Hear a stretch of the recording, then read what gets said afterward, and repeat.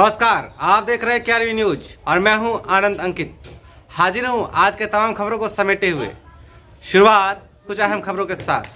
तीसरी बार सोना लूटकांड के उद्भेदन का किया दावा, लेकिन सीसीटीवी फुटेज वाले अपराधी अभी भी है पुलिस की गिरफ्त से बाहर।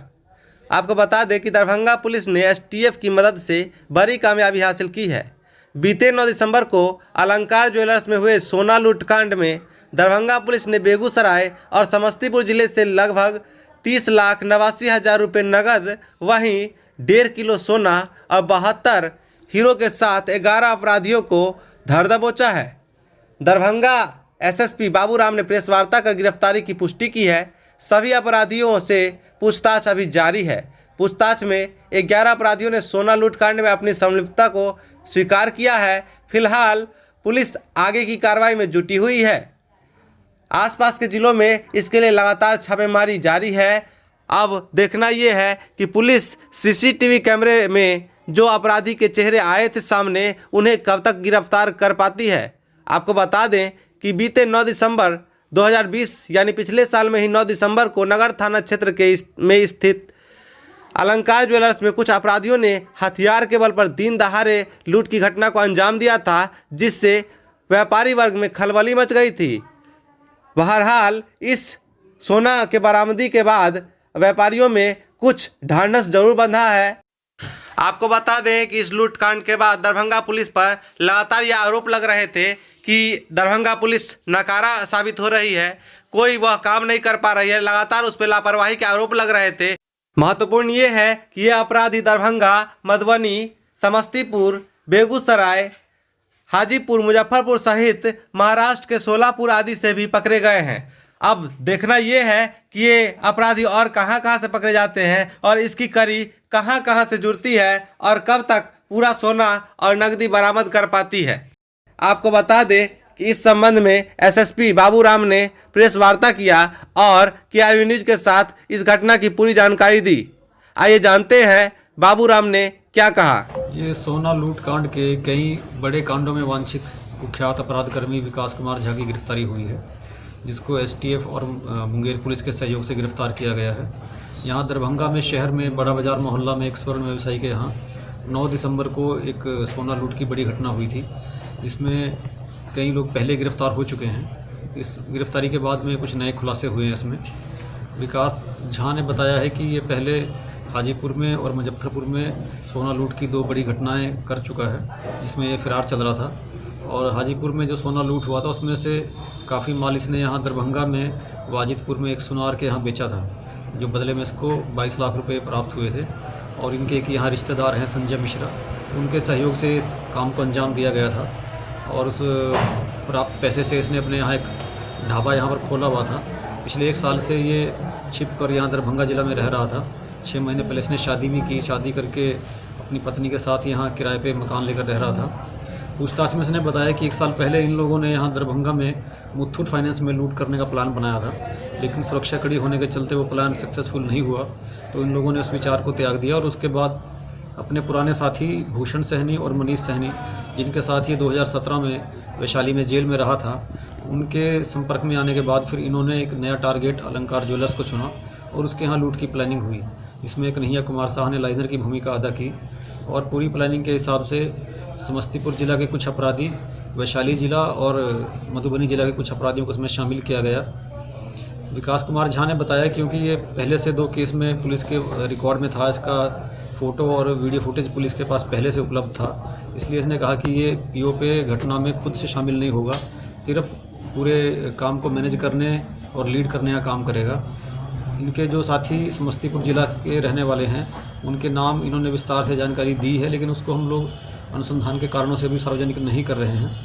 पूछताछ के क्रम में इसने ये बताया कि व्हाट्सएप पे ही सारी बातचीत होती थी और घटना कारित करने के बाद भी इसके कुछ साथी लोग इसके ढाबा के पास में बाइक छोड़कर 4 चक्का गाड़ी से समस्तीपुर की ओर चले गए और व्हाट्सएप पे कॉल करके इसको सेफली अपने ठिकाना पे पहुंच जाने और पूरी घटना सफल रहने की भी सूचना दी।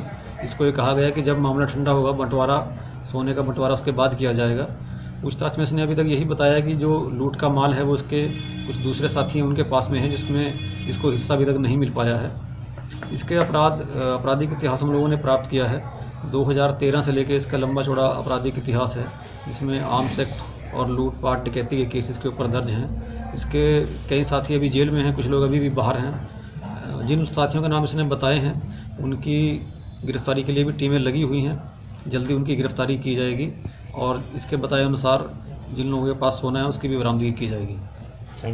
अभी 2 लोग गिरफ्तारी दिखाई, कौन कौन लोग हैं, कितना? पूछताछ के क्रम में इसने बताया है कि इसने एक हथियार भी खरीदा था जो इसने अपने यहाँ चूना भट्टी स्थित जो किराए का डेरा है वहाँ पर अपने भाई के यहाँ रखा हुआ है। तो इस छापामारी के क्रम में इसके भाई को भी गिरफ्तार करके घर की तलाशी ली गई, तो घर से हथियार बरामद हुआ है। इसी में इनका जो भाई है विभास कुमार झा, उनकी भी गिरफ्तारी हुई है।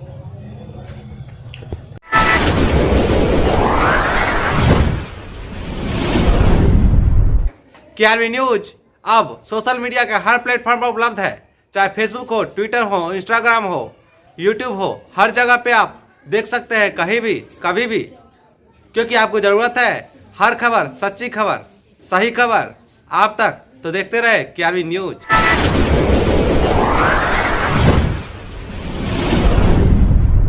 तो क्या सर इसका मास्टरमाइंड ये विकास झा माना जाए, यही था? अभी तक की जांच के हिसाब से हम लोगों को यही लग रहा है कि इस पूरे गैंग में सबसे कुख्यात अपराधकर्मी विकास कुमार झा का नाम ही सामने आया है।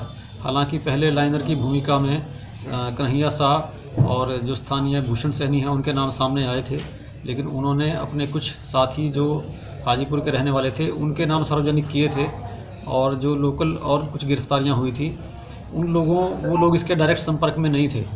अभी तक की पूछताछ से तो सामने आया है कि विकास कुमार झा, कन्हैया कुमार, भूषण सैनी और मनीष सैनी के ही यहाँ संपर्क में था। बाकी जो दूसरे अपराधकर्मियों को लाइजनिंग करके बुलाया गया वो अलग अलग पार्ट में था। भूषण सैनी और मनीष सैनी ने हाजीपुर के अपराधियों से साठगांठ करके उनको बुलाया। विकास कुमार झा ने समस्तीपुर के अपने पुराने साथियों को बुलाया, और कन्हैया कुमार के संपर्क में दिनेश यादव जो कि जयनगर मधुबनी जिला का रहने वाला है, उसके द्वारा उसको बुलाया गया। इस तरह उन्होंने टीम के रूप में काम किया, लेकिन जो बाहर से जो अपराधकर्मी आए वो एक दूसरे को विस्तार से नहीं जान रहे थे। बीच की कड़ियाँ ये मेन नाम है जिन्होंने बाकी कड़ियों को जोड़ा। सर सोना भी बरामदगी हुई है? पिछला जो हाजीपुर वाला लूटपाट में इन्होंने अपनी संलिप्तता स्वीकार करके इन्होंने बताया था कि विकास कुमार झा के ग्रामीण हैं हेमंत झा, जो कि दलसिंह सराय थाना क्षेत्र के रहने वाले हैं। इन्होंने 2 किलो सोना हेमंत कुमार झा को दिया था रखने के लिए, जिसमें से हेमंत कुमार झा ने 1 किलो सोना ही इनको वापस लौटाया और 1 किलो सोना उन्होंने बेईमानी करके अपने पास रख लिया। इन्होंने पूछताछ में बताया था कि 1 किलो सोना अभी भी उनके पास हो सकता है। इस क्रम में समस्तीपुर पुलिस के सहयोग से उनके घर पर तलाशी ली गई, तो उनके घर से गांजा बरामद हुआ, सोना बरामद नहीं हुआ। पूछताछ में हेमंत झा ने बताया कि उनके रिश्तेदार हैं बबलू झा, जो कि समस्तीपुर के ही दूसरे थाना क्षेत्र में रहते हैं, विभूतिपुर थाना क्षेत्र में। उनके घर पे तलाशी ली गई तो वहाँ 126 ग्राम सोना बरामद हुआ, जिसको बबलू झा और उनकी पत्नी ने बताया कि हाँ, ये सोना उनको हेमंत झा ने ही दिया था और ये हाजीपुर लूट का ही माल है। उनके घर से भी गांजा बरामद हुआ है, उनकी भी गिरफ्तार करके और उनको समस्तीपुर पुलिस को हैंडओवर किया गया है।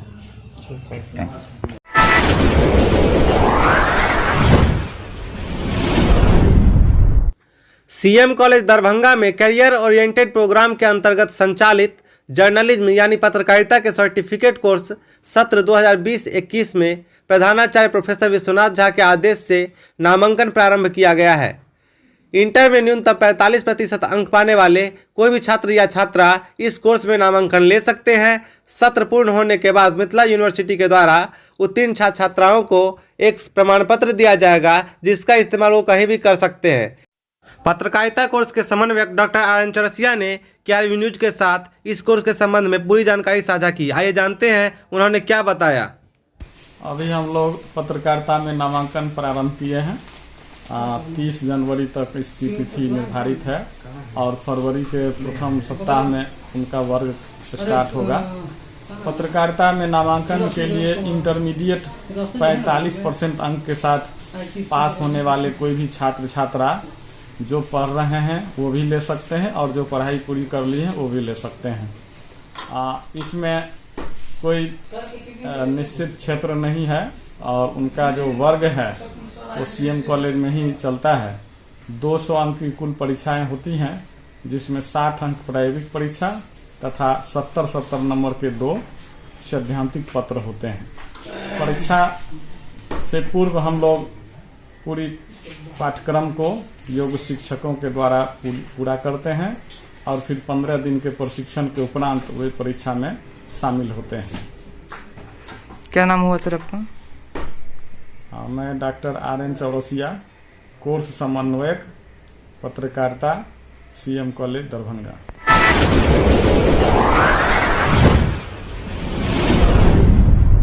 KRV न्यूज पे खबरों का सिलसिला लगातार जारी है। हमारे साथ लगातार जुड़े रहने के लिए आप हमारे चैनल को सब्सक्राइब कर ले, साथ ही साथ बेल आइकन को भी दबा लें ताकि हर खबर मिले आपको सबसे पहले।